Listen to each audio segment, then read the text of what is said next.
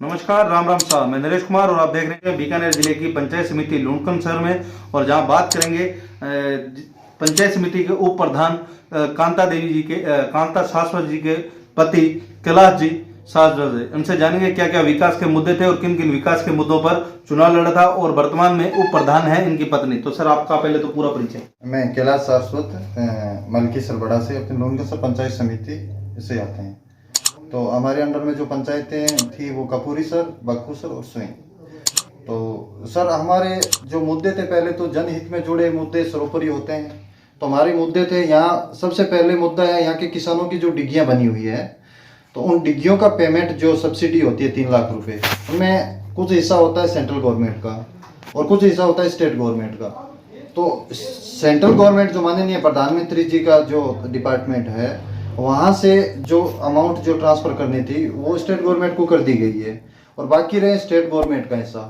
तो ये state government की कुछ ऐसी ना समझी या कहें उनको डिले करना, जो भी कहें, आज तक उनका पेमेंट किसानों का हो नहीं पाया है। तो किसान लोग कर्जायित हो गए हैं, वो परेशान है और बार बार चक्कर निकाल रहे हैं। उनको 2 साल हो गए, अभी तक कोई पेमेंट नहीं हुआ है। दूसरा मुद्दा सर, हमारा यहाँ से जो भारतमाला रोड निकल रही है, वहाँ कुछ किसानों की ज़मीन अवाप्त की गई है। तो उसको सेंट्रल गवर्नमेंट ने मुआवजे के लिए आर्बिट्रेशन को स्टेट गवर्नमेंट को बोला हुआ है। तो स्टेट गवर्नमेंट इसमें ढिलाई कर रही है सर। अब उनको पूरा मुआवजा मार्केट रेट से मिल नहीं रहा है, उनकी ज़मीनें भी चल गई है और प्रधानमंत्री जी का ये ड्रीम प्रोजेक्ट है, तो स्टेट गवर्नमेंट इसमें कोताही बरत रही है। तो ये भी एक हमारा मुद्दा था। तीसरा, हमारा दीनदयाल योजना में यहाँ पे कनेक्शन हुए थे। प्रधानमंत्री जी का ये ड्रीम प्रोजेक्ट था, माननीय अटल अपने मोदी जी का। तो सर, उसमें जो 2 साल से, जब से राजस्थान कांग्रेस गवर्नमेंट बनी है, तब से इनको ढिलाई में डाल रखा है। और अब थोड़ी दूर पे जो कनेक्शन होने हैं, उनको बोल रहे हैं कि पोल, जहाँ पे एक भी पोल लगना है उनको कनेक्शन नहीं दिया जाएगा। तो कुल मिला के इस जो परियोजना है उसको भी ढिलाई में डाल दिया गया है। तो तीसरा हमारा है जो एनएसपी जो अपने माल जो किसान वहाँ पे बेचते हैं, अपनी सेल आउट करते हैं, तो यहाँ पे उनका पेमेंट टाइम पे नहीं हो रहा है। यहाँ पे जो ठेकेदार हैं वो कोताही बरत रहे हैं। तो ये जो लोकल मुद्दे थे।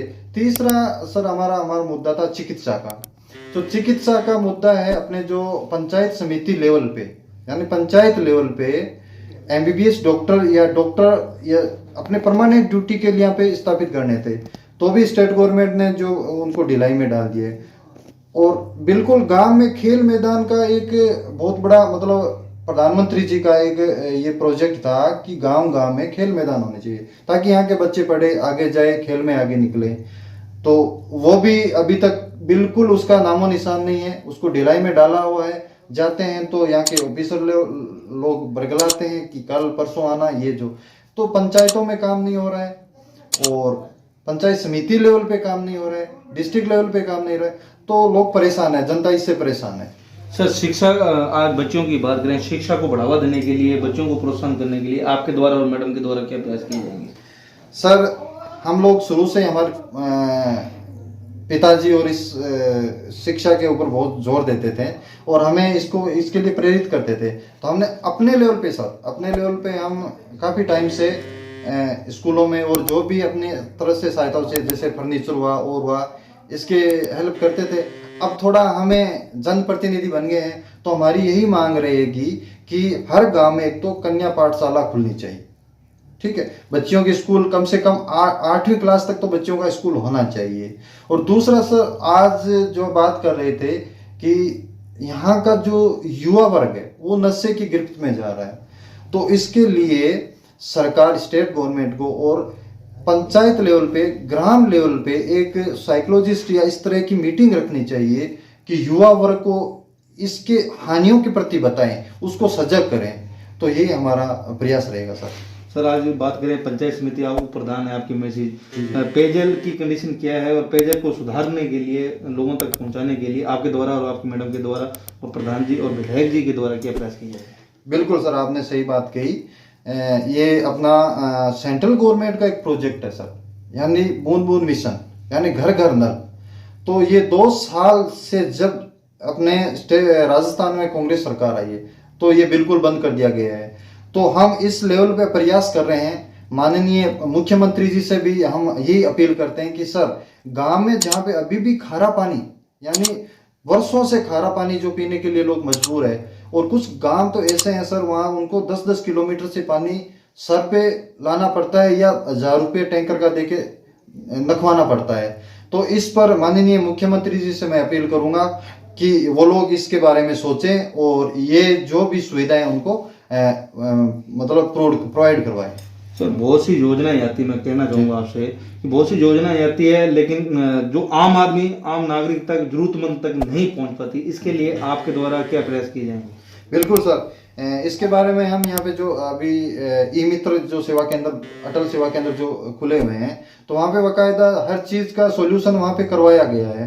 तो हम लोगों को इसके बारे में बताएंगे, समझाएंगे, उनको भी बताएंगे। अब टाइम टू टाइम हर आदमी को इस योजना के बारे, सरकारी योजना के बारे में बताएं, उनका फायदा दिलाएं, उनके घर तक पहुँचाएं। आज राजनीति की बात करें, राजस्थान लेवल की, कहीं ना कहीं कटारिया जी ने भी बयान दिया था जो 6 महीने की सरकार है जाने वाली, इसके बारे में आपका क्या कहना है? सर, ये हाई कमान का जो भी निर्णय आता है या जो भी उनकी सोच होती है वो उन पे ही डिपेंड है। बाकी मैं ये कहना चाहूँगा कि बिल्कुल ये कांग्रेस सरकार ज़्यादा टिकने वाली नहीं है। कुछ दिनों में इनकी गुटबाजी सामने आ जाएगी और आ भी रही धीरे धीरे, और पुनः यहाँ पे भाजपा की सरकार आएगी, यही जनता की मांग है। सर, मैं जानना चाहूंगा, गुटबाजी की बात आपने की अभी, गुटबाजी तो बीजेपी में भी है। राजस्थान स्तर पर बात करें, सतीश पूनिया जी, गजेंद्र जी, अर्जुन मेघवाल जी, क्या कहना चाहेंगे वसुंधरा जी? बिल्कुल सर, बिल्कुल भी नहीं है गुटबाजी। ये तो एक मीडिया का बनाया या जो भी है, इसका एक मुद्दा है, लेकिन कोई भी गुटबाजी नहीं है। नीचे से ऊपर तक, अब मुझे समझो ना सर, बीजेपी एक ऐसी पार्टी है जो परस से अर्श तक पहुंचा देती है। आपने राजनीति की शुरुआत कहाँ से की?